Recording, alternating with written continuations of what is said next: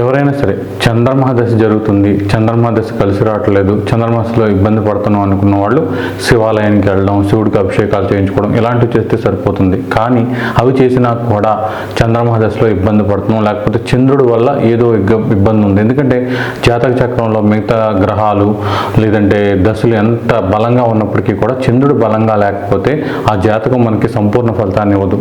అందరూ జ్యోతిష్యులు చెప్తారు.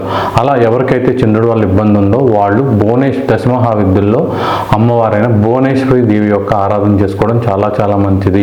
భువనేశ్వరి దేవి యొక్క అష్టోత్తర శతనామావళి ఉంటుందన్నమాట. ఆ శతనామావళిని రోజు అక్కర్లేదు, ఓన్లీ సోమవారం 3 సార్లు కానీ 5 సార్లు కానీ 7 సార్లు కానీ 11 సార్లు కానీ భువనేశ్వరి అమ్మవారి యొక్క శతనామావళిని, అష్టోత్తర శతనామావళిని మీరు పఠించినట్లయితే చాలా వరకు అది ఖచ్చితంగా అనమాట దశమహావిద్యలు షూర్గా ఎంతో కొంత చక్కటి ఫలితాన్ని ఇచ్చే అవకాశం ఉంటుందన్నమాట. చంద్రుడికి సంబంధించిన అన్ని దోషాలు పోతాయి, చాలా చక్కగా ఉంటుంది.